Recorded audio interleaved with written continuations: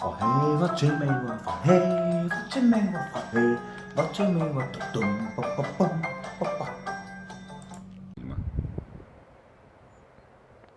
Hej, nu var det ikke så længe før, at I skal ud og dyrke jeres egen grøntsager herude i jeres helt eget havestykke i Haver til Maver på Fisbæk.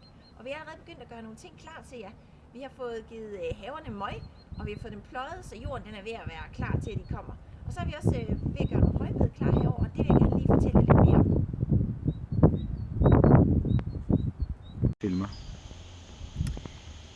Nogle af de ting, vi har i de her højbed, som står oppe på køkkenpladsen, det er blandt andet krydderurter. Og nogle af dem, de kan faktisk godt overvintre her i Danmark, selvom der er sne og frost og koldt. Og en af dem, det er den her timian, som I kan se, der også står her, som vi kan bruge i rigtig meget af det mad, som vi skal dyrke, som vi skal lave sammen.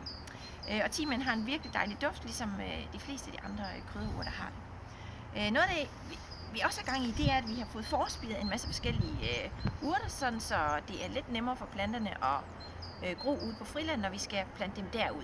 Så der er en masse forspiring i gang, og så har vi også nogle overvintrende krydderurter. Og så er der en ting her, hvor jeg også gerne vil vise jer noget, som allerede er begyndt at komme op af jorden. Og vi kører. Noget af det, der allerede er kommet op i jorden, det er nemlig rabarber.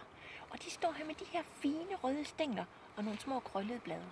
Og når I kommer anden eller tredje gang i jeres haver, så vil vi kunne lave rabarberkompot af de her stængler. Og bladene, som er blevet kæmpe store til den tid, der kan vi lave fuglebade. Fordi vi vil nemlig rigtig gerne tiltrække nogle fugle til vores køkken.